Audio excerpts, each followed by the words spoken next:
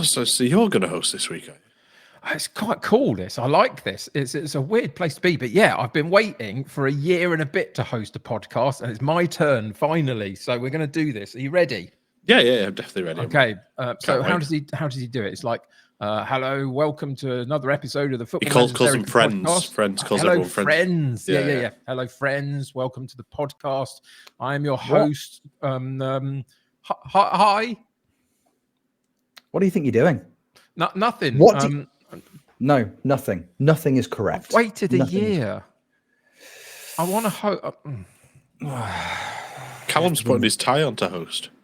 Oh, well, in which case, Callum can host the podcast. Brilliant. We'll let Callum have a crack, shall we? Soz Kev.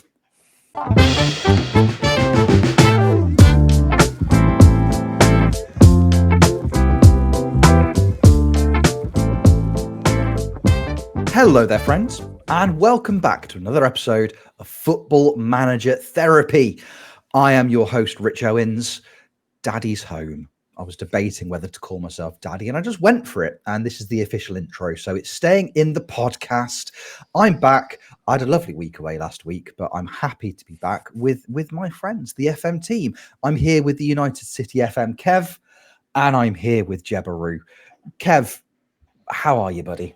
I don't know if I'm going to speak until you apologise for calling yourself Daddy. Thank you very much. It is what it is. I'm good. I'm good. It's good to see it. We did miss you last week. It's very weird not having you introduce a podcast. Although I have waited a year and a bit, but it's fine. I'm fine. We're all fine. Yeah, I'm good. It's lovely to see you. How you doing? Oh, I'm good, mate. I'm good. I've been looking forward to this week. I've genuinely been looking forward to it. I've got to say, last week, wonderful record last week. Thoroughly enjoyed watching and listening. I have to say, and we've talked about this. This came up over the network save on Wednesday night this week. My biggest fear is clicking on like the YouTube and having a look at the comments and somebody being like, "Oh, this week's episode was brilliant," without him. And fortunately, hasn't yet happened. But there is still time. It'll never happen. It will never happen unless Jeb does it. Unless Jeb does it. Jeb, is that the kind of thing that you can think of doing? And also, how are you? Just heading over to YouTube. Just give me a second. Anyway, speaking of your intro, to coin a Jose Mourinho phrase, if I speak, I'll be in trouble. So I'm not going to say anything on that. Yeah, it's for the best. Yeah, nobody's ever going to call you Daddy. Right. Anyway, maybe your children. Maybe. Okay, maybe. Yeah. Occasionally. Yeah. Maybe. Well, that's about it. But yeah, I'm good. A little sniffly today. But other than that, we're all good. Good. Well, it's nice to be back. I missed you both terribly, and we've got some things to talk about today. Oh, that's lucky, isn't it? It helps. I find that it helps. I do find that it helps. It is useful. It's a nice thing to have. Obviously, we've got no Callum this week, unfortunately. Sad times. But he was in the background in the intro, just doing up his tie. It's taken him. I did actually genuinely go on YouTube, and it turned to YouTube. Yeah, just going to zoom in on Jeb's screen, just see what he's saying about me from his alt account. No, it's honestly, it's lovely to be back. We've got things to have a little chat about because of course we do. And it's all my fault. I've got a bit giddy over the last 24 hours or so because it's FA Cup weekend. My goodness, I do enjoy the FA Cup. I do enjoy it. Doubly helpful because Sheffield Wednesday good at football again and beat Cardiff 4-0 yesterday. And Cameron Dawson saved 2 penalties in the space of 5 minutes, which was lovely. I enjoyed those. But I've got a bit giddy and I thought, cup runs are things that we all experience on Football Manager and in a variety of saves in a variety of different ways. So I thought it'd be a nice idea if we kind of had a bit of a catch up about them, I suppose, fellas, because we don't talk about them. They don't come up too often. They don't really seem to be the main focus of a lot of the saves that we do. Especially with, like, for example, with Kev this year, his rolling in the aisle save. The long-term objective is to reach a European final. So when you get to that part of the game, that kind of becomes the main focus, I suppose. But until then, you're just building that reputation. Obviously, Jeb, you're going to be staying at Morecambe for as long as is humanly possible.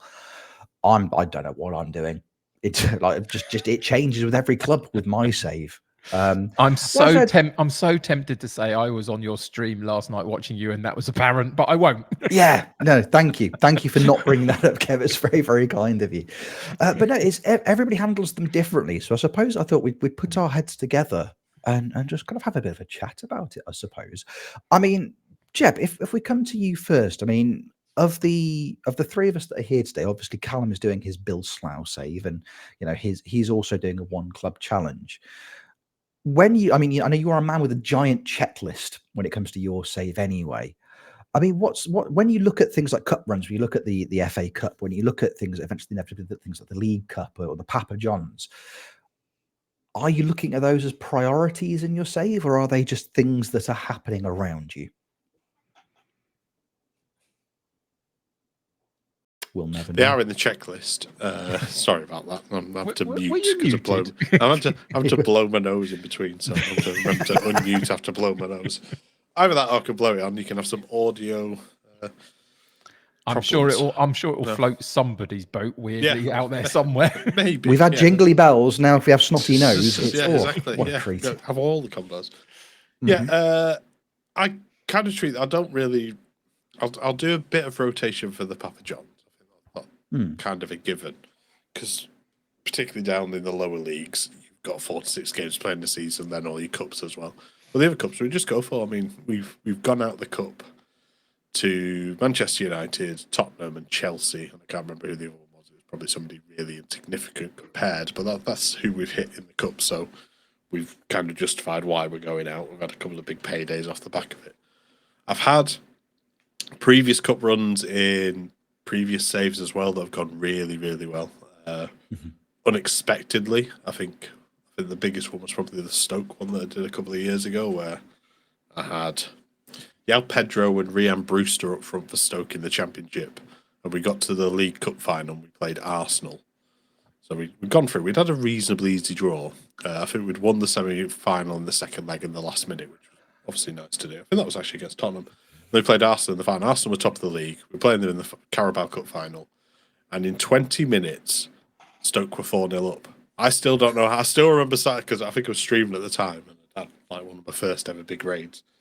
And I sat there, you're coming in perfect time. I don't know what's going on. I've just gone 4-0 up in the cup final against Arsenal. And I was like, standard, you're waiting for the momentum to kick in. You're waiting for the scripting to kick in, to coin a FIFA phrase when you're 4-0 up, or things like that. You never just stay 4-0 up, but we did. We won it, so that was quite nice. From the Championship, we didn't even get promoted that year. We just won it from the Championship and played in the Europa League from there. Oh, was it the Europa League? Yeah, it was the Europa League at that time. So that was quite a big one. There was obviously last year we won the Conference League with Pescara, but cup runs, I do enjoy them. It's just I'm definitely not very good at them in the network save. I mean, I did all right in the Champions League, but then we got Barcelona this week. More on that next time we talk about the network save. But yeah. I think you did brilliantly. I'd say without trying to give too much away and delve too deep in. I mean, as you say, so we're currently in season 4 of our network save. Obviously, Jeb and Kev both got European football, and I didn't because it's gauche. And I wanted nothing to do with it personally. I think it's done. It's old hat. European, no. Just traditional league football for me. That's all I'm interested in. I mean, I think without going too deep into things, I suppose, given that your league form kind of going into the last knockout stages, so the last games of the groups, and then into the knockout stages, your league form's kind of on the up. When you look at how you were setting up for those Champions League games, is there something in the back of your head that's like, well, I don't want to risk too many injuries because league form is good, or because you're in the Champions League and you're in the knockouts, do you just want to kind of go in all guns blazing and that becomes the short-term priority? Champions League was a priority this time. Had to do it. I wanted to go further and further in it. The league form wasn't great anyway, so pushing the Champions League was more important. Didn't really go to plan in the second leg, but yeah, first leg was fine, absolutely fine. It's because we had 2 quite difficult games against Juventus and Atletico Madrid to get out of the groups, and we won them both, which was unexpected. So yeah, I want to, like, with the Morecambe thing, like the Papa John's is something that is obviously on the checklist and stuff like that. But I think I need that to happen naturally rather than happening me trying to force through and taking focus off leagues and stuff like that. I mean, I guess if the league campaign isn't going well, but I think the thing with the lower leagues, particularly English lower leagues, is because you've got 46 games. You can change the entire league table in 5 games. If you win 5 in a row, you shoot up the table and you're in the playoffs. Or if you lose 5 games, you end up a little bit further down. If you lose 16 games, you go quite far down. Never forget. Yeah, don't do that. But that would never happen. That would never happen. Exactly. But actually, to be fair, losing those 16 games, I think I only went down like 5 places in the table, which is just bizarre. But there we are. So. No, it's difficult. It's like I find prioritizing the cup competitions. I think that's the most difficult thing for me, is because I never know when to pull the trigger with it. And also, I think for example, I had it second season of my What's the Story save, so managing Saint Etienne, and we were absolutely flying in the league, doing absolutely brilliantly. Went on a bit of a tear. And then we drew a Ligue 1 side in I think it was like I think we got to the quarterfinals of the French Cup, because we managed to pull every single team we played were at least 1 division lower than us the whole way through. And we got to like the quarterfinals, and then we drew our first Ligue 1 team, and we were getting towards the tail end of the season, and it was, big promotion push time, because there were teams around us that were kind of in and around the automatic promotion places with us. And on the one hand, I was like, well, I want to try and keep the form going, because if we beat a Ligue 1 team, then first of all, it gives us a bit of a snapshot of what it's going to be like if we get promoted at the end of this season. But also, if we beat a team that are a division higher than us, morale is going to go through the roof, and that's going to carry us through the remainder of the league campaign. And not only did we lose to the team in Liga, we played atrociously. Like one of those matches where you just don't have any attacking highlights. It's all the opposition. You concede a couple of rubbish goals, and then morale falls through the floor. And that's exactly what happened. And instead of a sprint over the line, it turned into a bit of a limp. And that one game affected the rest of the season from my point of view, because morale dropped. Everyone was unhappy. You give a bit of an angry team talk, and people don't react well to that as well. I had somebody at Kashima that I gave an angry team talk after a cup game that we threw away. We nearly threw away a 5-goal lead in, and he was angry for 6 months. He held on to that anger. He was furious. I find it really hard to know when to really go for it and when to say, you know what, maybe we'll rotate, we'll chuck the reserves out. Because I think we all have that tendency, don't we? When you start doing well in a cup competition, once you reach a certain round of competition, everybody that plays Football Manager in the back of their heads surely goes, I reckon I could win this. I reckon at this point I could win this. I have played for amateur French teams who all work in a boulangerie or a bibliothèque part-time. Look at me, GCSE French, coming in clutch. Nice. I reckon I could win the whole thing. And then you absolutely don't, and it kind of ruins everything else. Kev, your approach to things, are you, you're a forward-thinking man. You are a meticulous Football Manager player. Thank you for that. You're very welcome, and I mean it as well.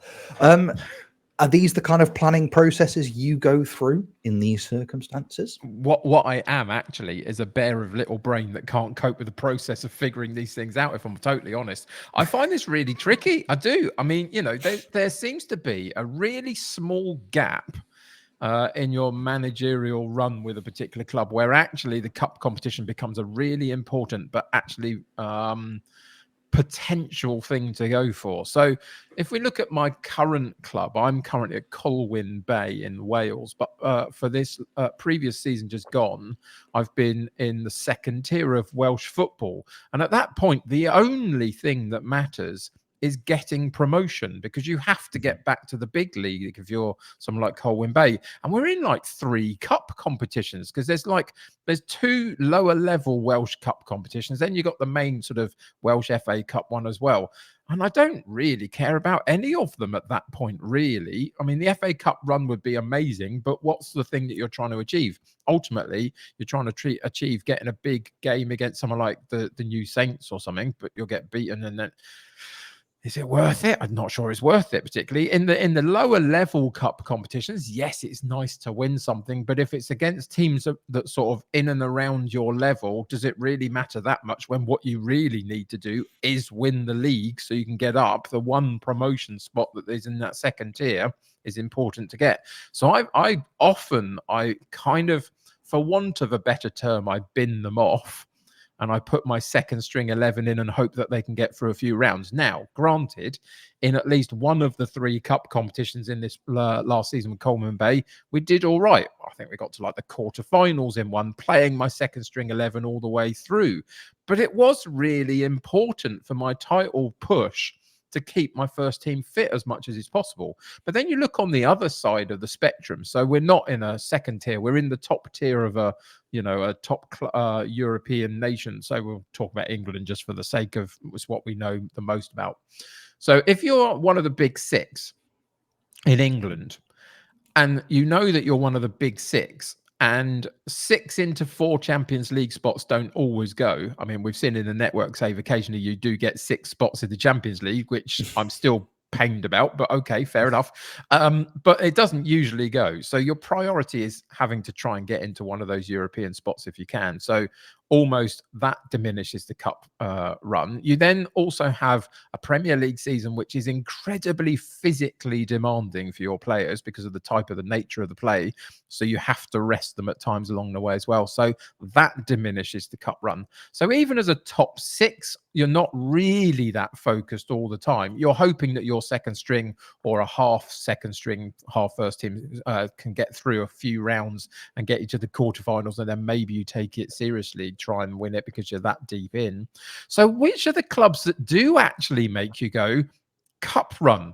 That's what I'm going to try and focus on. Is it the likes of a mid-table Premier League side?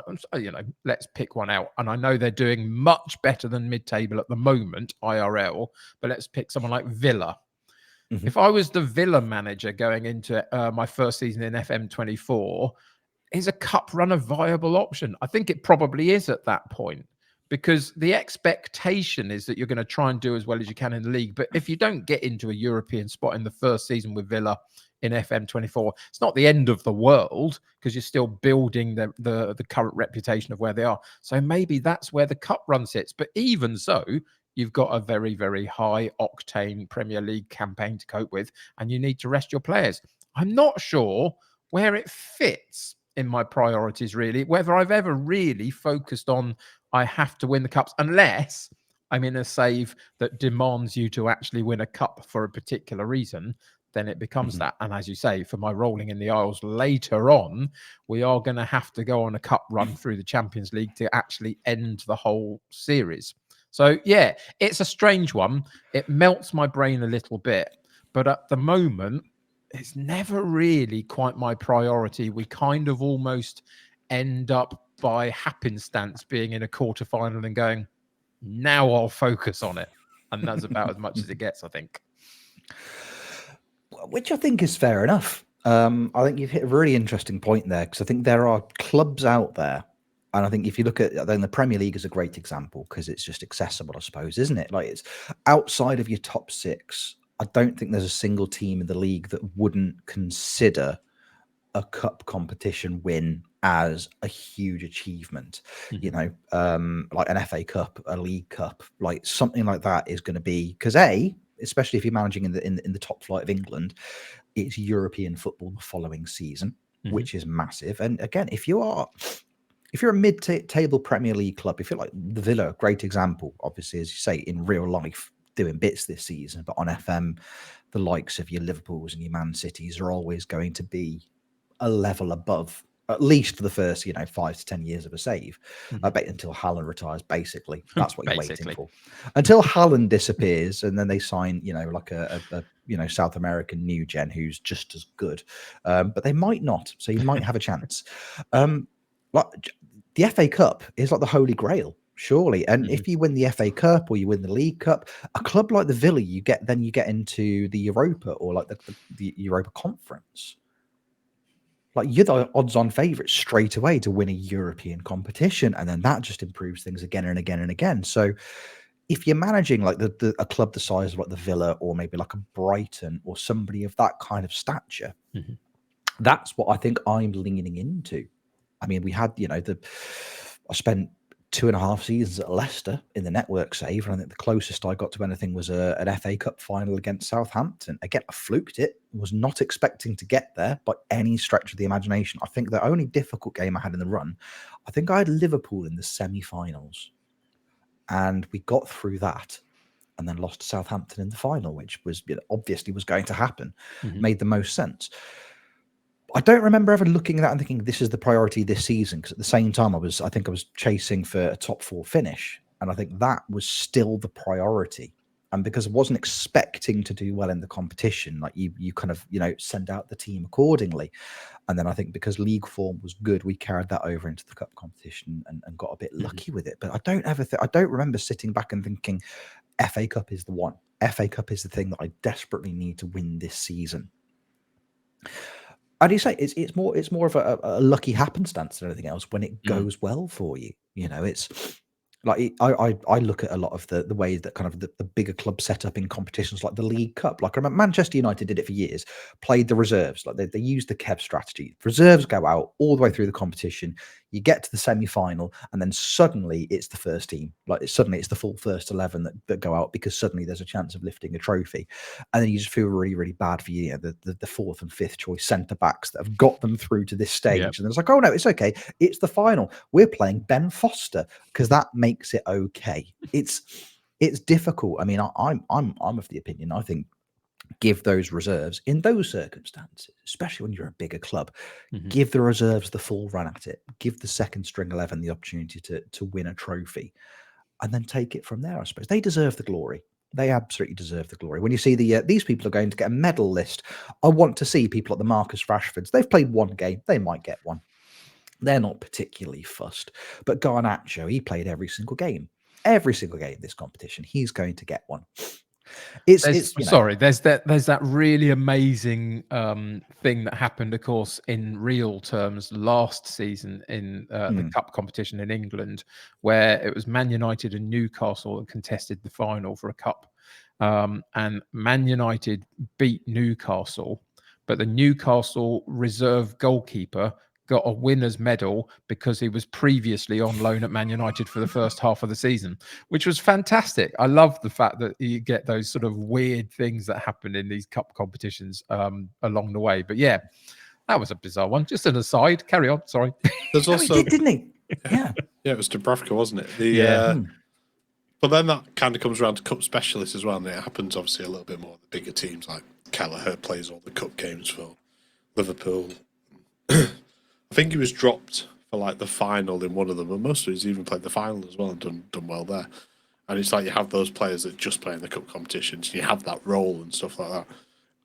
I've had that on one save where I've had a cup specialist, but not through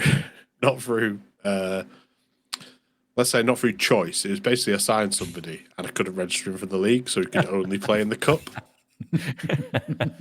It was for Northampton. That player was your friend of mine, Luis Suarez, at 37 years old. And I think the best part was he scored the winner in the final, so it kind of justified like every game that he came in. Just like he was fresh as anything. Because like I've not played for like 4 weeks. Let's go, let's go again. I've been training for this for 4 weeks, like non-stop. And I think like obviously that's going to be an extreme, and I don't think it's going to happen too much. But sometimes there's a lot of stuff like the cup specialists, like you bring in your youngsters, you bring in your kids. I think there is something to say like maybe bringing in just somebody like an older head that you bring in each cup game or something like that. I'm not sure. Yeah, there's something to be said there in the balance of what your squad is, isn't it, in that sense? Because, I mean, a lot of people, I would suggest, play Football Manager to bring a first team together that's fantastic, first 11, let's say, that's, top quality as much as they can. And then it's a mixture of youth and just people that you find at your club and the occasional veteran you bring in and stuff. But those veterans can be really useful to that second string if you're going to play that second 11 as an 11 in its complete form in cup competitions, etc. One of the things I love if you can get it right over the course of like a 3-4 season run at the same club, that eventually they've played so much as a second string in those cup competitions and occasionally resting them in really low level Premier League matches or whatever, you know, when there's a lower team to play, that they start to develop their lines of connection to each other as a second string 11. And that brings another element of, you know, I've got 2 11s, but they're used to playing with each other and they're used to how that works. And I think that can be an advantage as well if you are in the situation where you are a 1 club save and you can develop that. Obviously, if you are in a journeyman like I am currently, moving around every few seasons, that's harder to do. But it's certainly a way to go, is to try and develop a second 11 that play together and develop those connections. Yeah, absolutely. I think it's one of the things that I've missed. It's an aspect of Football Manager that I've not really got to explore that much over the last couple of years, because the nature of my saves has been, I don't think I've stayed at a club in one of my saves for more than 2 or 3 seasons recently. So you don't get, apart from your first team 11, you don't get the opportunity to develop the team cohesion with kind of the second string players. But if you're doing a 1 club save, it's invaluable. Like you have to have that there, because there's no point in having, you know, if you're playing a back 4, for example, if you've got a 3rd and 4th choice centre back and your starting centre backs are fit and healthy throughout the season, so there's no necessity to start the 3rd or 4th choice players, then they're never going to improve. And as I say, the team cohesion is never going to get any better as well. So it can be a really, really valuable commodity. I think, especially if once you're a certain distance into a save, if you have the opportunity to say, right, in these competitions, these 2 centre backs are starting, this left back is starting.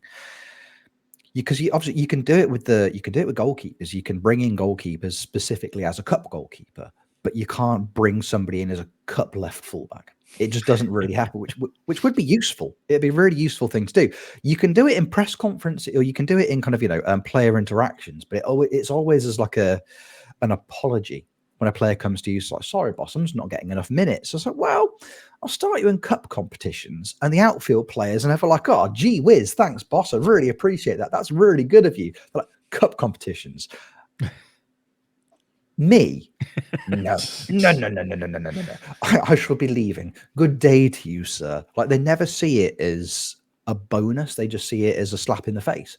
And I think if there was a way that you could kind of, you know, if there was a way that you could make those cup competitions seem more aspirational for them, I think it would make it, the team rotation, it would make that kind of aspect of things a lot more straightforward.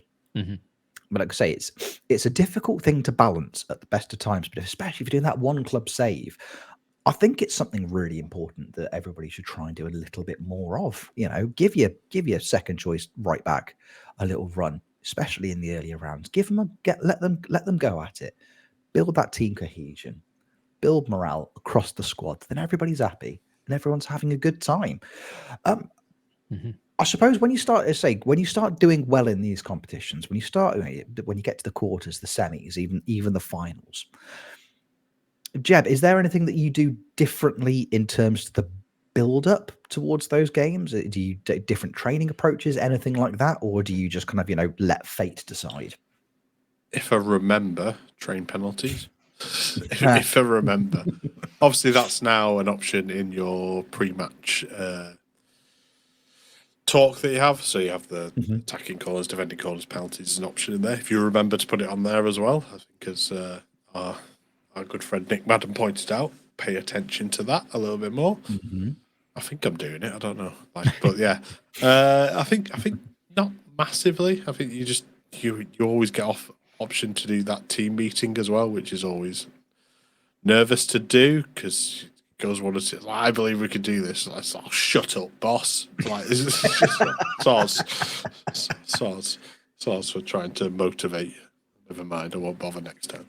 Oh yeah, it's one of those. I think finals, like I said, I think if you just stick to what you know, it's important. I think radical changes are a bit too far. I think that's always been the way it is.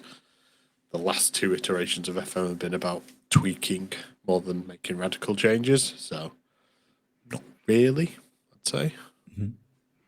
No, I think that's fair. Kev, similar kind of approach from you?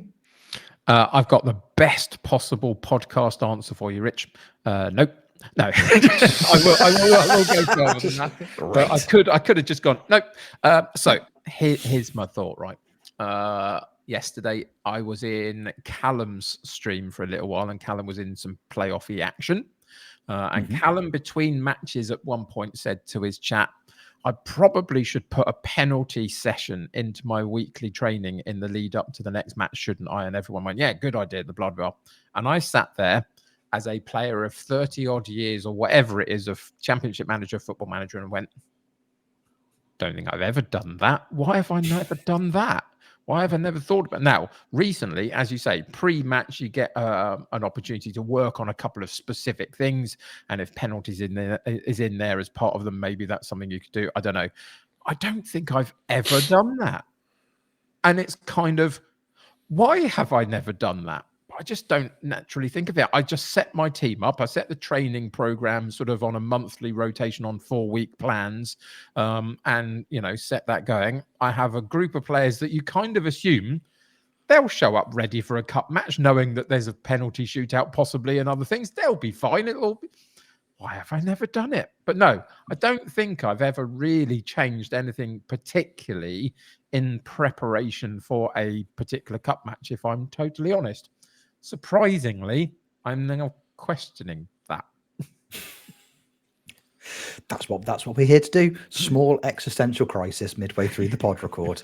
I think you've hit the nail on the head. Training penalties is the one. I think for a little while there was a little bit of back and forth with Matt and Tony back in the day about that kind of thing when it came to the approach for cup competitions and cup finals. I think our friend Tony Jameson was very strictly in the no, not going to, because I don't want to camp, which is fair enough. But it also seems like it's the kind of thing that you would do leading into a cup final. Callum's stream yesterday is a really, really good example of, I think, a lot of the things that we're talking about here is, you know, he stuck the penalty training session in, which makes a lot of sense. He actively ducked the team meeting, which I thought was quite interesting, because for me, and I don't know if this is just luck, it probably is, but I've not been in a set of circumstances where I've done it with Kashima Antlers, I've done it with Saint Etienne getting out of Ligue 2. When it's come to the kind of those team meetings in the run-in, and especially with Kashima Antlers, because it was so close the whole way through, I didn't have a single one where I'd hold a team meeting before a game. So, right, if we win this, we've got one hand on the cup. If we win this, we're nearly there. I didn't have a single one where I was like, right, come on, lads, let's give it 100. Let's give it 100% today. And I'm like, how dare you? We're going to go out there and we're going to lose. Up yours, gaffer. Like, it never happened. And I got and everyone was like, yeah, come on, let's go out there and win a game of football. Yeah. Because that's what they all sounded like in my head. Obviously. It's never happened. So to me, that's the kind of thing that I would prioritize. I would hold that team meeting. I'd say, right, come on then, lads, we've got to this point, because this is the thing. If you've got a team, if you are fighting for a title, or if you are into a cup final, it's hard to say that you've got there completely by accident. There must be a reason that you're there. You've got to the final for a reason. You've beaten X amount of other teams. You've played consistently well enough. If you're going to go into a cup final and your intention is not to win, surely you're doing a cup final wrong. So you've got to say, come on then, lads, let's go out there and let's win a game of football. And everyone's going to go, yeah, we're going to win a game of football. Like, if you're like, oh, well, you know, the expectation is for us to lose, so let's just go out there and enjoy the day. No, I disagree. I disagree with that enormously. So surely you go out and you give it your best, give it your all. In terms of how you set up the team, I mean, again, like unless you are somebody, you know, as Nick Madden said, it's not about drastic changes. And that's one of the things that's really stuck with me. Since we spoke to Nick, the way that I play the game has dramatically changed, because I'm like, you know, previously like, right, so that left fullback's dropping down to left back, and we're going to move a midfielder up, going to move a centre back around, we're going to do all these things. And you're going to, because that makes so many changes, and that's so many, you know, so many processes are being done by the match engine. It's not going to get you the result that you want. So it's about tweaking. It's about subtle changes, and it's about trying to change the game in that way.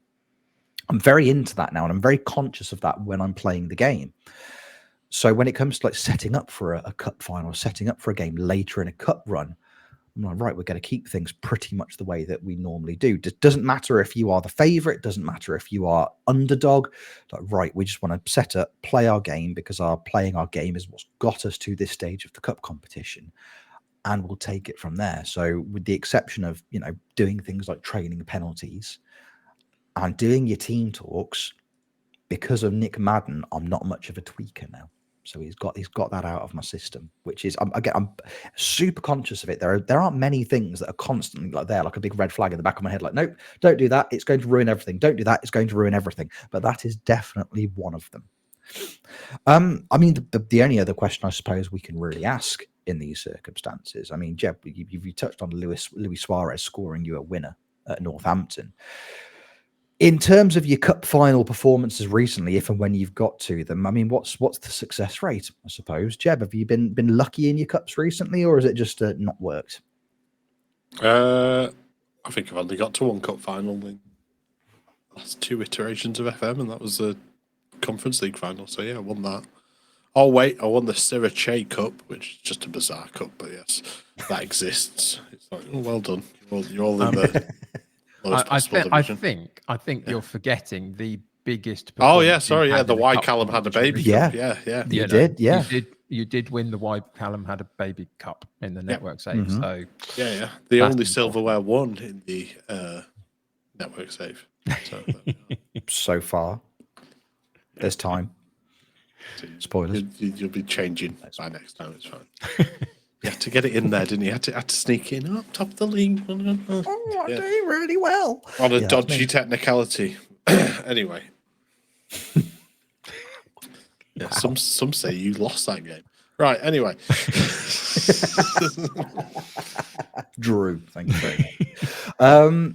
This is it, Kev. Your cup successes, have they been many? Thank you for thinking I've had successes. I appreciate it. I mean, thank you for thinking I've had cup runs in the first place. It's lovely as well.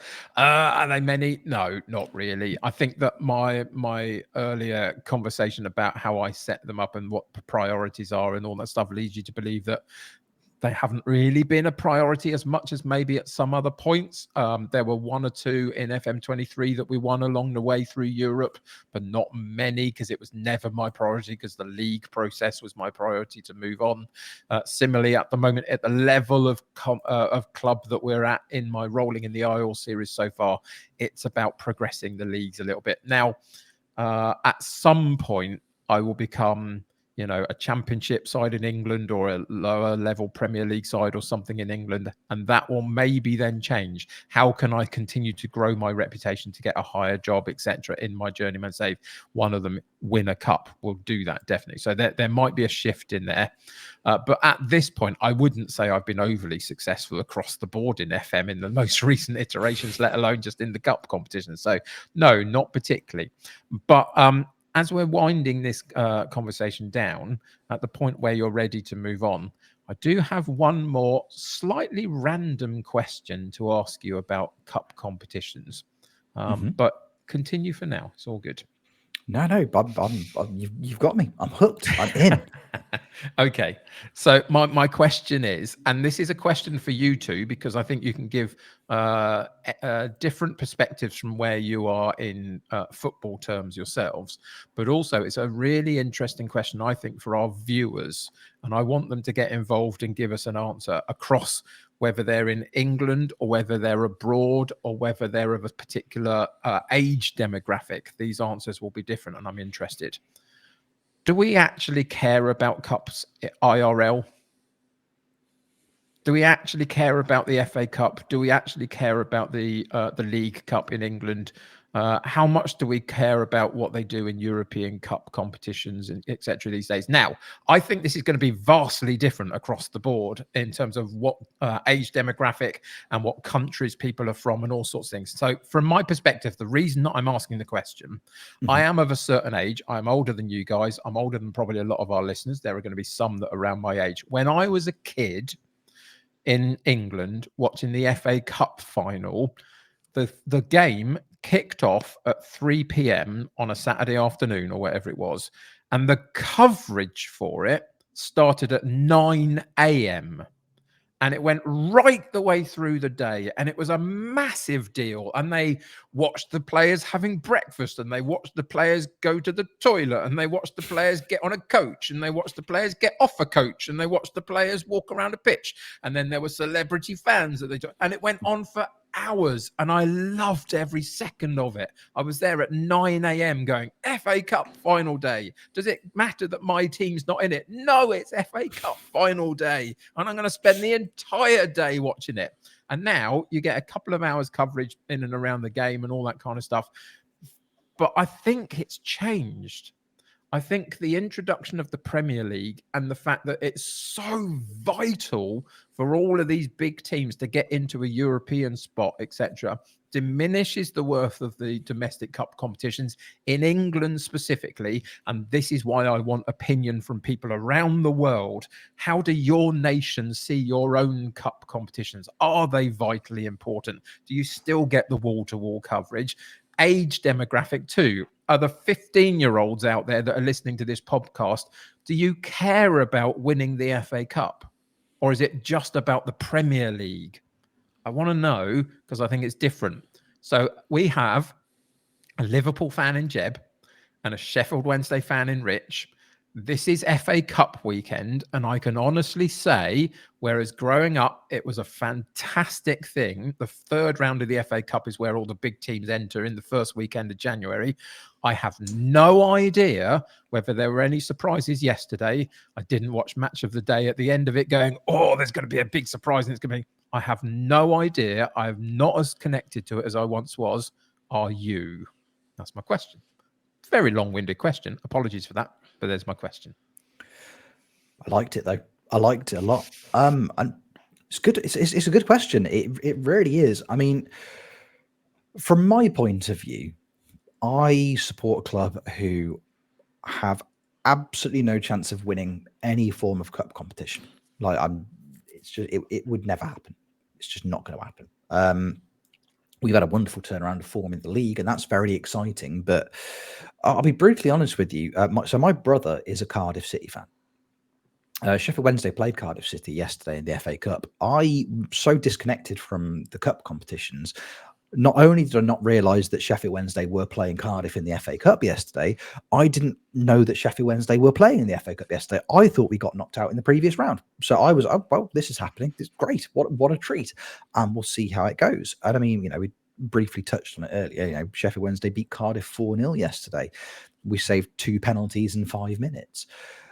When the half day, the Sheffield Wednesday Twitter account, they're like, oh, what a first half. We're 3-0 up and we've saved 2 penalties. If that was any other club, you'd be like, oh my God, this is the best thing that's ever happened. I'm a Sheffield Wednesday fan. These things just happen every couple of weeks for us now. And then we'll lose our next game 7-0 because that's just the way the universe works.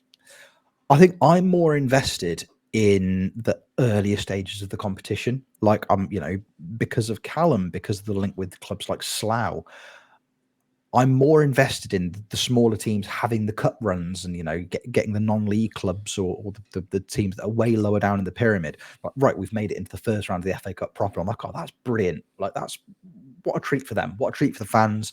Great for the club. That's wonderful. Once it gets past like the 5th round and it's just, Premier League teams left in, maybe a couple of bigger championship sides. At that point, I'm a little bit more ambivalent towards it now.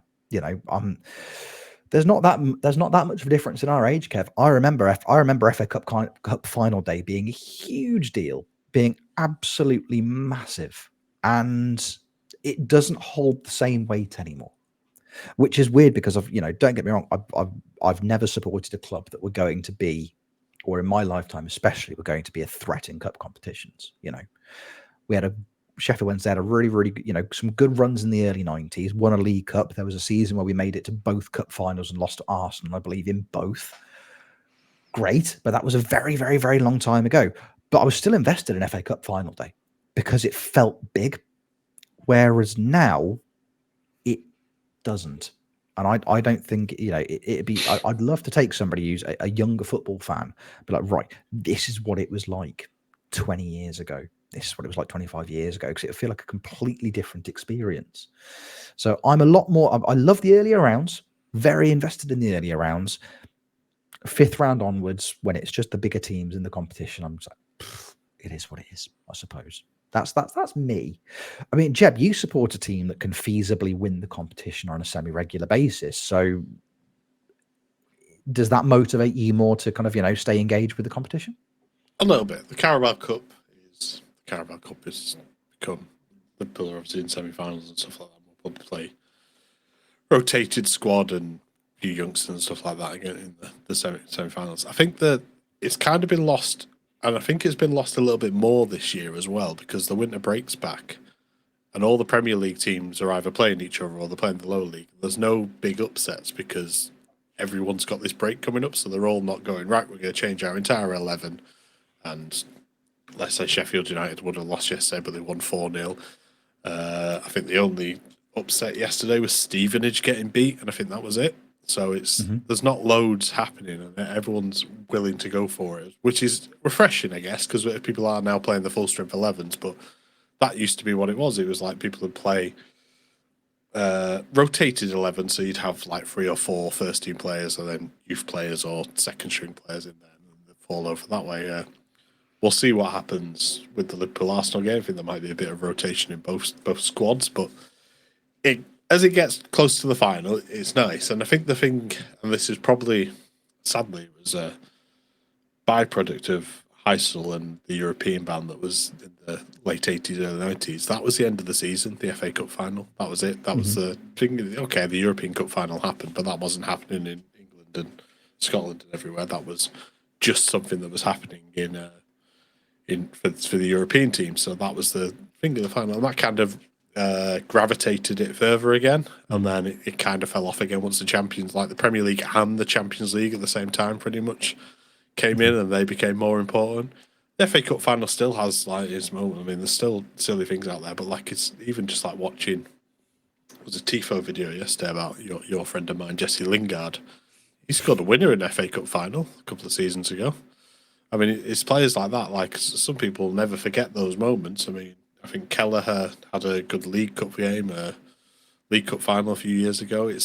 I don't know. It's difficult. I mean, arguably the reason Liverpool probably didn't win the Premier League and the Champions League a couple of seasons ago is because they were too tired from doing the other 2 cup runs that they were doing, and I think they're in the exact same position right now. Obviously, it might all change today, but yeah, if they could get rid of more games, that's probably the place where you sacrifice it. And I think that's what it comes down to ultimately.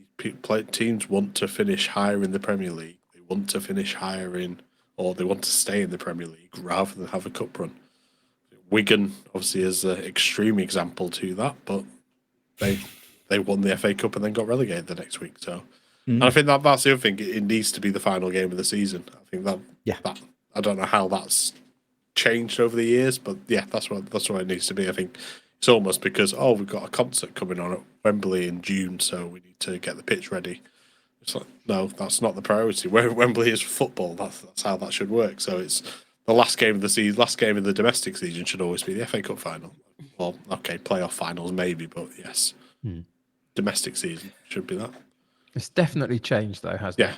It really has. And I'm really intrigued as to whether that's the case across the world in other countries, and whether what their how high esteem they hold their own domestic cup competitions, and therefore individually across the generations specifically, how does that impact how we manage on Football Manager? What our priorities are and what we see as the important things, etc. It's just interesting. So yeah, if anybody wants to put an opinion in the comments or send us a tweet or put us in the Discord or whatever, please get involved and let us know what you think. The easiest way to gravitate it is give a Champions League place. Sure. The FA Cup winner. Especially if the coefficient things happen. So it's still the top 4, but that 5th place doesn't go to 5th place, it goes to the Champions League winner. Yep. Granted, it'll get all complicated and somebody will win a double and okay. We'll draw straws. They just get an extra life in the Champions League. That's what happens. I was going to go for a big rock, paper, scissors tournament, but with like physical rocks and like paper as well. They have to run from either side of Wembley with them out to the centre circle. Yeah. Oh, But they've got to be fancy. blindfolded because you don't want to see what they're running with because it could run Yeah. back and change it. So, Obviously, exactly. they're blindfolded. Otherwise, Yeah, it doesn't make any sense. Otherwise, it's Actually, just no, they can't nonsense. run with scissors. That is a Ah. problem. Well, yeah, That is a never problem. mind. Sorry. Yeah. See, what I loved about that last 3 minutes. I think we've had our first official old man shouts at cloud moment, which I think was. I think we were due. I think it's been coming for a little while, so we've had that, and then we just turned it into something silly right at the very end there. Well, when I was a the Football boy, this Manager was all Therapy for yours. podcast. Hey, no, this is it. This is it. I agree. Yeah, I completely agree with you, Jeb. FA Cup should be the last game of the season. Kasabian concert be damned. That's Yeah. the way it should. It's the way it should be. They'll never play rugby. What are you on about? Right. Gravitas. That's what we're all about here. Kasabian support slot be damned. Is that what you actually? Yes. Exactly. Good. There you go. Look, cups. They're all right, aren't they? But I think a little bit more importance on some of the big ones, like the FA Cup. But yeah, please do. Like Kev says, let us know. Let us know your opinions wherever you are listening from. Let us know because we are quite clearly a little bit jaded when it comes to domestic cup competitions in English football. So let us know where you're from and let us know the value, the importance, and the value placed on cup. Bring back the Anglo-Italian Cup. Sorry, that's all I bring back Le Tournoi. All the good competitions. All the good competitions. Bring them all back. Lovely. Right, there we go. Cups. They're all right, aren't they? I suppose in a roundabout kind of way. Just ask us that question 5 minutes ago. We'll give a different answer. Lovely. Happy days. Right. Moving away now, I suppose, from cup competitions onto other successes, including the signing of an incredibly exciting player. Jeb, how's Morecambe going? Yeah. Mixed, I think, is the easiest way. Very much like the form. So we left it at season 1. I was just looking through the objectives list. So I should have really done a checklist at the end of each season, but I forgot to do it. But we are now 23 objectives ticked off. They include buying a player for over 250 grand and selling a player for over 250 grand. Nice. We've got manager of the month a couple of times. We've got player of the month a couple of times. Young player of the month, that's all been ticked off. That's been nice. So we went in season 2. We had a little bit of money. I don't know where. I think it was me basically juggling the wage budget into the transfer budget and back and forth and going that way. We went out and we signed 6'7" Marcus Dackers, or former charity stream Quackers. It's very simple. 6'7", 17 jumping reach, 10 heading. Very confusing. Signed him. We obviously had Jukovic already in as well. He was 34 going on 35. We signed Charlie McNeil, who was a youth prospect at Man United. And then loads of other little free signings on the side. There was a couple of fair few Arsenal players. We also signed an Ivory Coast keeper called Cacao. We used the ESC clause, which I know nothing about, but I still kind of know nothing about, but it makes sense. And we started the season okay. We pushed up towards 3rd, and it was going all right. Dackers was getting goals left, right, and centre. Jukovic was joining in as well. And we kept hold of Adam Mayer, who is our left back, who was like 19, who was like 1.5 million, who was constantly wanted by Sheffield Wednesday, but that involved money, so didn't really happen.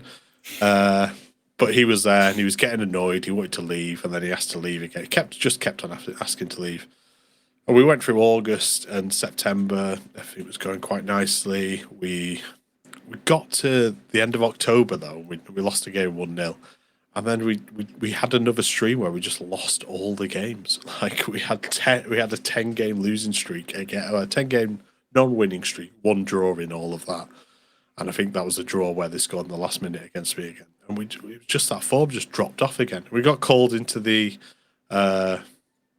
boardroom again, and this was basically going, the keeper's playing really rubbish. So I was like, yeah, I know he is, but all I've got left is a 17-year-old called, fantastically named, and I think Callum had him last year at Slough, Alexei Rojas Fedoroshenko. Right. Do you want to play Guess Where He's From? Ooh. Alexei Rojas Fedorchenko. Yeah. Wales. No. Chile. Close. Dual nationality, Russian and Colombian.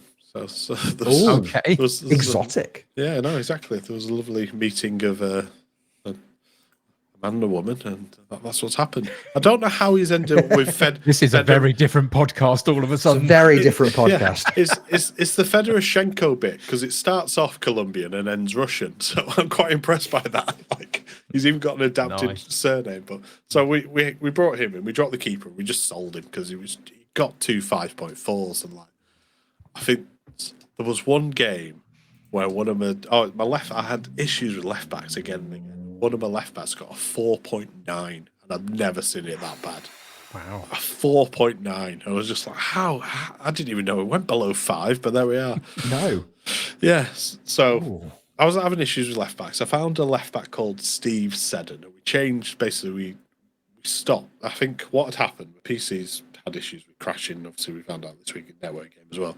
But it crashed during the game. Actually, crashed during a game, and went on to lose it anyway. We replayed it, and I kind of just sat off stream and went, I need to change the system here. I need to calm down because I'm annoyed because we lost these 10 games in a row. So I just had a little tweak. Went to horrible 3-4, 3-5-2 with a defensive midfielder, the wing backs alongside. Mm-hmm. And we just kind of stuck with that. So it was 2 up top, a target forward. I'd be in Jukovic or Dackers, and then McNeil playing off that. And it just seemed to work really nicely. We played Adam Bay, who's a left footer, but we played him on the right as defensive winger. We found a left back called Steve Seddon. We brought him in. We made him captain, but he was good, but he just never trained well. And it really annoys me when they don't train well. And it kept on going. And I just dropped him and I put in a left winger at left wing back, and he came in, kept on getting crosses over to Jukovic and Dackers. The striking, like, I had 3 strikers and they all finished with over 20 goals in the season. It was great. Jukovic was 35 by the time it ended, and he'd got 23 goals. I think he was second highest goal scorer in the league. Dackers had come in, and then we got to January transfer window. We're looking at other players we could bring in, and it's a strange one. I'm not sure. I still don't know where the connection is. So we've got this connection with Arsenal. We brought a couple of players in on loan from them. We more get players in on free transfers because they just don't want to drop down that low. But an opportunity came around for an FC Porto B striker called Kenny D. Spelt Kenny with a D on the end of it. That's how it's spelled. He's an actual real player. He's a Brazilian young, so you can look him up. So we brought him in. He was all right. It was good cover for the players where they came in. We brought in Adam Forshaw as well. He was all right in the midfield. He just kind of lost his strength a bit. And we just basically just went on a 5-match winning run. And then we just were either winning 2 in a row, losing 2 in a row, drawing 2 in a row. And it just was that form until the end of the season. We weren't overly impressive. This whole time, Adam May is in my in the boardroom or in the manager's office every other week going, why haven't we sold me? It's like, because it's February and we can't sell you. Well, I want you to sell me as soon. Okay, we'll get it sorted. It's fine. He was going to end of contract anyway. And then he was like, my asking price is too high. I was like, yeah, there isn't an asking price anymore. Somebody just needs to offer you a contract, Adam. Like, you're playing he's still playing really well. He got 16, 17 assists for the season. But he was still just whinging. So got all the way through. Got to last 2 games of the season. We lost them both because we played Stevenage and Grimsby, who were top of the table. So the first and second, and they were both going for the title. It was the worst 2 games to possibly have at the end of the season. So we lost them both, and we missed the playoffs on goal difference, which was frustrating. No, it wasn't goal difference. I think we missed it by a point. There was one stage where we could have gone, but we didn't win the game anyway, so it didn't really matter. So we got to the end of the season. Same again, not loads clearing out this season. I think that was the thing with the second season. I lost pretty much my entire first team squad because people left. So there's a few changes. And then Steve Seddon, who I was annoyed with, and I'd also signed a left back called Bondswell before that. Both of them, I got like 200k bids in. I was like, cool, let's get rid of him. Lost for a little bit more. And I got like 300k for them both, which was nice. I'd already flipped an Arsenal youngster. I basically brought him in on a free, played a few games, and I sold him to Hull for 400 grand in January. So that broke the transfer record for us. So we did that, and then we'd gone through the pre-season, and we picked up a few players here and there. Nobody massively of note. A couple of like loan signings. We cancelled our affiliate with Arsenal because they weren't providing players. What is quite nice that a lot of the free transfers seem to pick off are all ex-Arsenal youngsters because they know who we are. And then we did a agreement with Leeds. We picked up a couple of loan players there. We picked up Ian Paveda on a free. He's always available on a free. Then I look at him and it's just like, you are so annoyingly rubbish.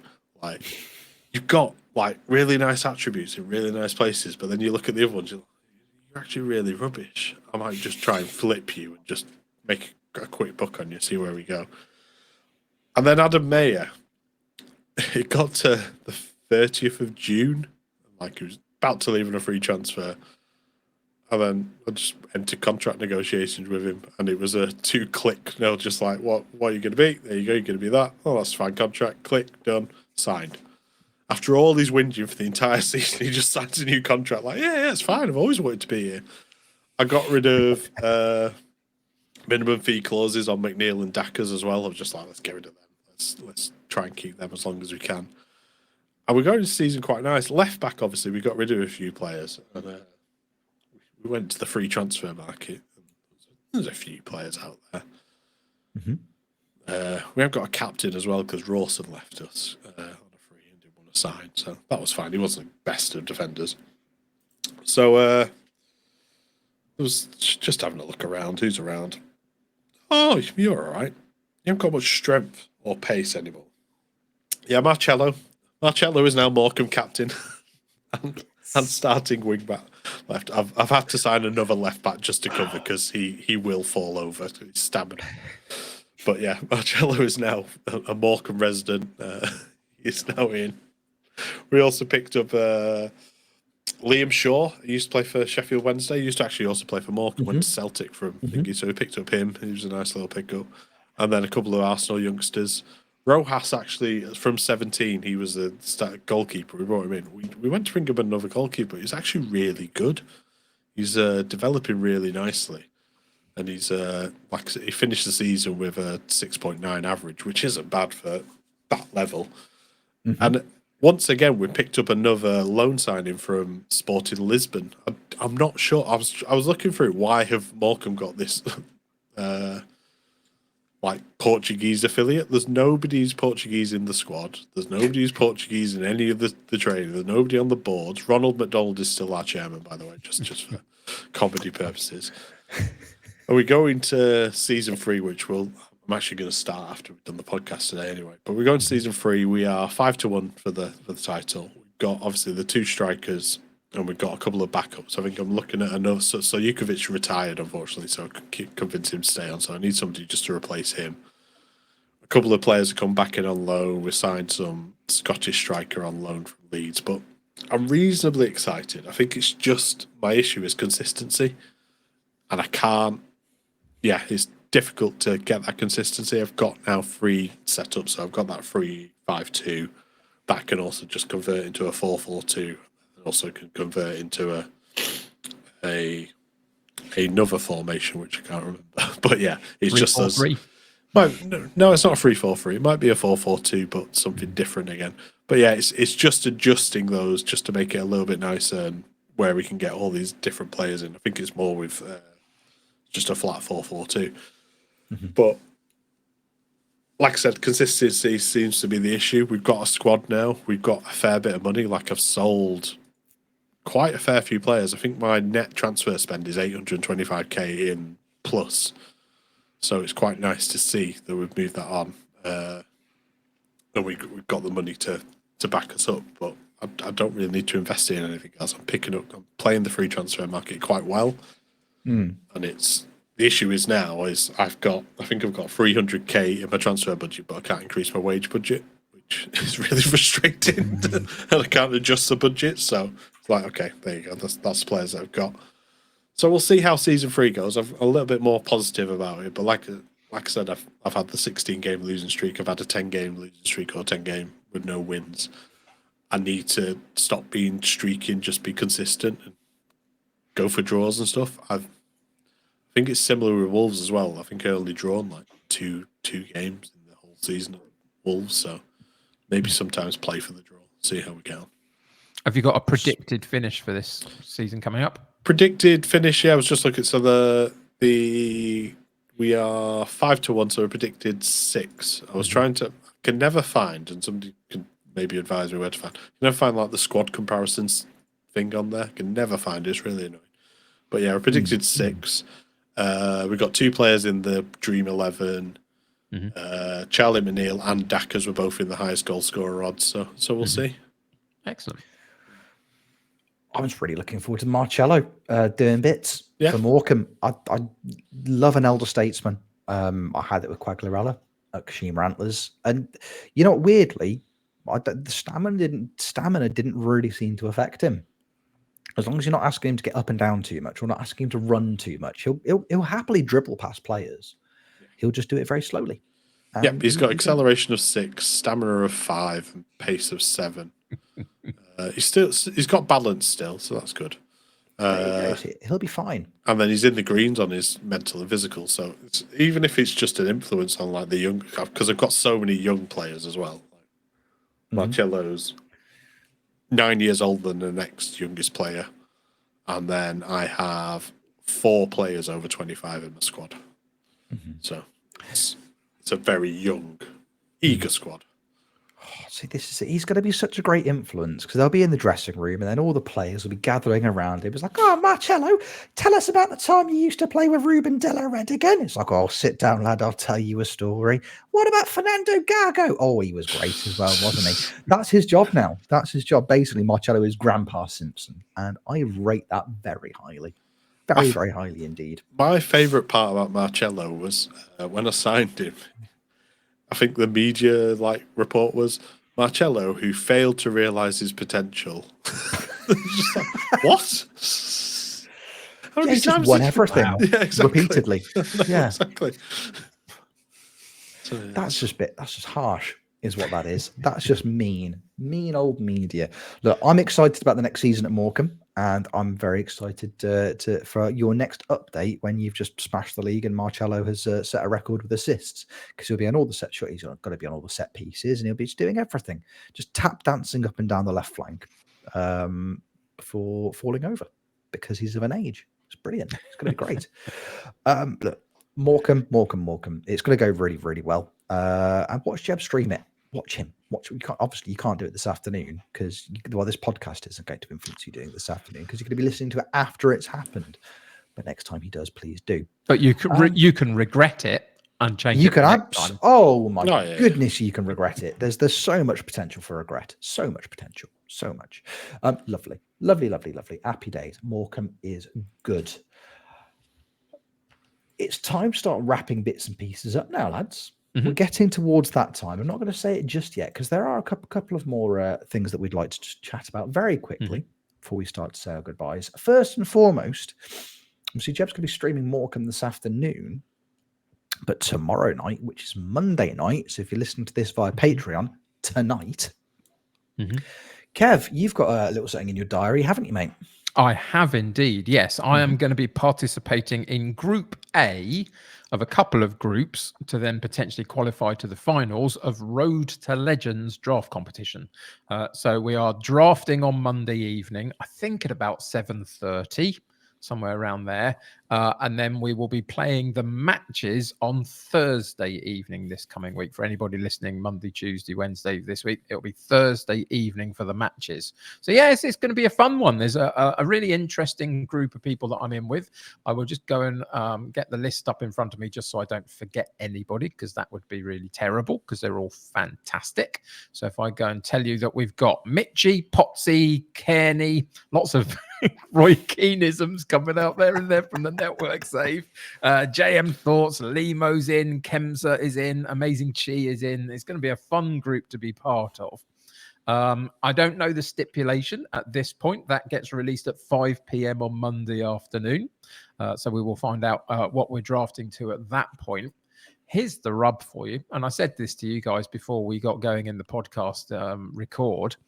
Not quite sure, as we sit here at sort of lunchtime on Sunday, I'm not quite sure what I'm drafting for yet in terms of what my formation tactical setup is, because the one that I've been using has been all right and then really terrible.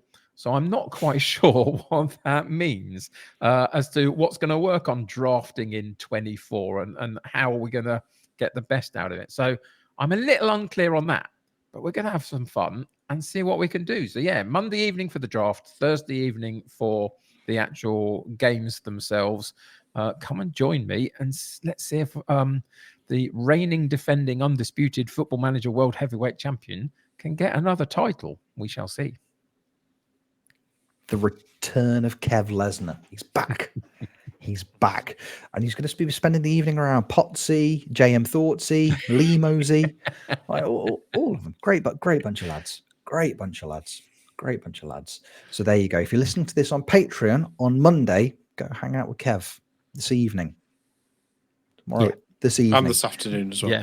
And this afternoon as well. Yeah. Just and come and hang out with me. Just constantly. Just spend the day with Kev. Get some Kev in your life. It's good. It's a good thing to do. Shouting out other things from the community. I know he got a mention the other week as well, but double mentions for him. Friend of the podcast, friend of the people, the musically incredible DeeBoi plays. Got a lot of time for D. Yep. D has had the best idea in the world. D has dramatically changed the way that I play Football Manager in the last 24 hours.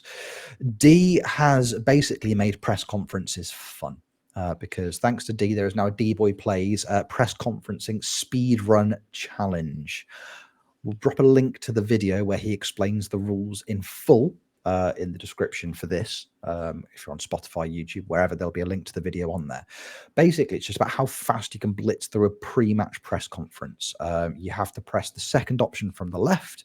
There has to be a minimum number of questions asked, which I think is 6. I'm going to say 5. 6. I thought it was 5 or 6. It's 5 or 6. Yeah. You have to blitz through it as quickly as physically possible. Honestly, changed the way I play the game. I streamed last night at the time of recording, and I was more excited about the pre-match press conferences than I was the actual games. So much fun. So he explains, do a pre-match press conference, record it, send him the clip. He will time it, and he's going to, it's going to be good. It's going to be good. I would encourage everyone to do it because it's, first of all, it means I'm doing pre-match press conferences. And if I look at my managerial profile, the only attribute that my manager stinks at is relationship with press. So it's improving that already because it was in the absolute toilet at the start of last night's stream, and already just after doing about 4 or 5, it's starting to creep up a little bit. And if there's one thing I've noticed in my save when it comes to the job interviews, I was like, oh, you have a bit of a stinky relationship with the press, and I just go, yeah, and what of it? Whereas now they won't necessarily say that to you anymore. So that will help when I have to find new jobs after I've bankrupted my current club. So these are things to look forward to. So please feel free to get involved in the DeeBoi Plays press conference challenge. Jeb, I expect to see you doing it this afternoon. Get those fingers clicking. Maybe he will. Maybe he will. Maybe he won't. I hope he does. And finally, I know, because look at it. We were ticking off all of the things on the docket this afternoon. Jeb and Kev have had a lovely idea. They've had a cracking idea. We would like to host in the not too distant future via podcast. We would like to do a kind of 2023 end of year Football Manager Awards. We would like to start shouting out the community for good things that people have done. So what we would like as a podcast is we would like suggestions from you, the audience. Hello, you. Yeah, you listening to this right now or watching this, however you're consuming it, listening outside my door.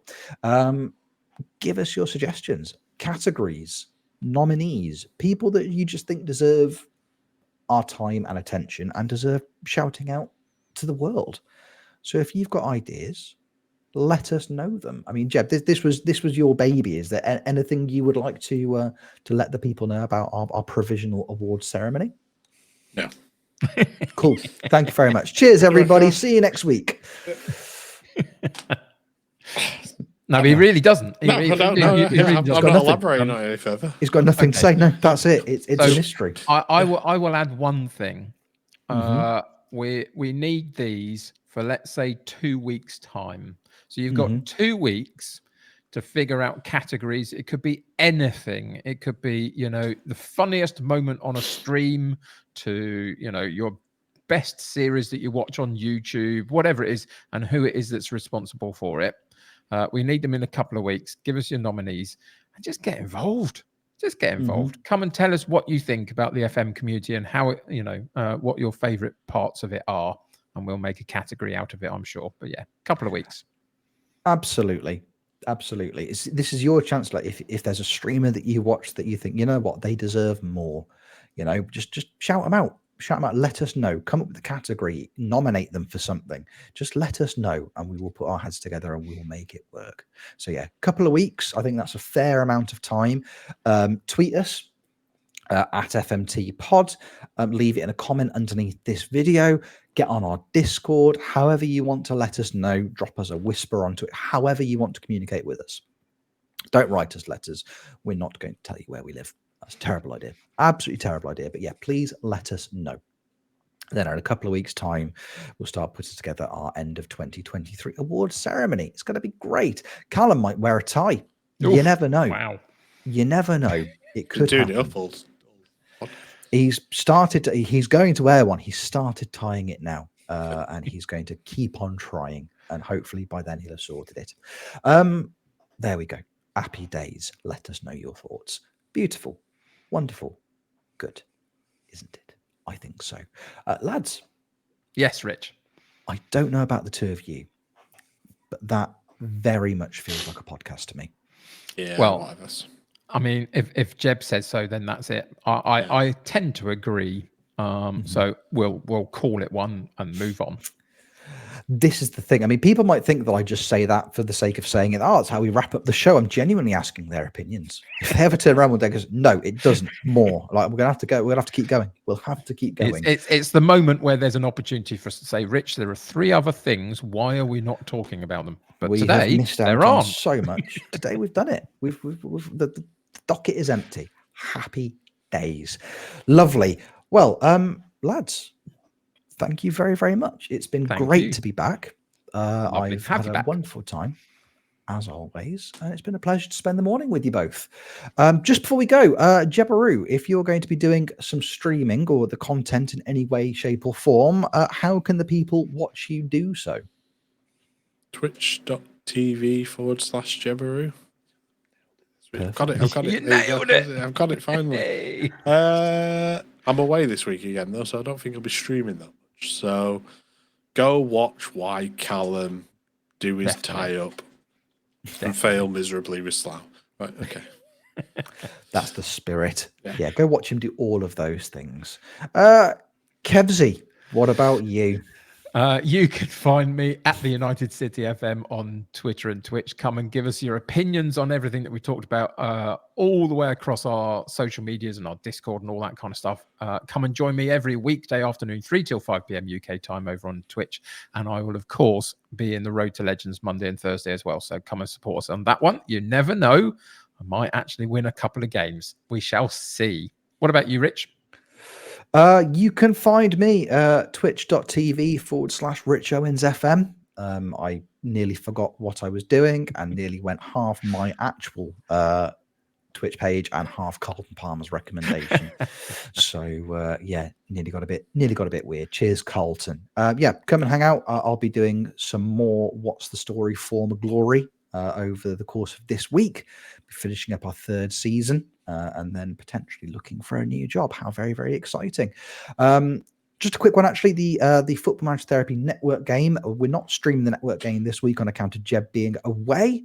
So we will be finishing the 4th season of the FMT Network game in a week's time. So please make sure you come and hang out with us for that one. not just my fault. Somebody's in a draft competition. Yeah, I Yeah, can't do a yeah, network save and a draft at the same time. Oh, yeah, Apparently, Well, Yeah. why not? Yeah, Why yeah, not? exactly. That's my question. Don't be placing blame on my doorstep. I'll take it. It's fine. Unbelievable. Somehow this is all Callum's Unbelievable. fault. There you go. Unbelievable, Jeb. There we go. What a terrible catchphrase. Who came up with that? Right then, from all of us, from me, from Jebsy, from Kevsy, and from me, Rich Owensy. Thank you very much. No, you haven't heard that nickname. Roy was very clear on that. Yeah. Roy was very. From me, Hairy Fraudsy. Thank you very much for hanging out with us on another episode of Football Manager Therapy. We will see you on the next onesie. Take care, Z. Loves you, Lotsy. Bye-bye, Z. Bye, Z.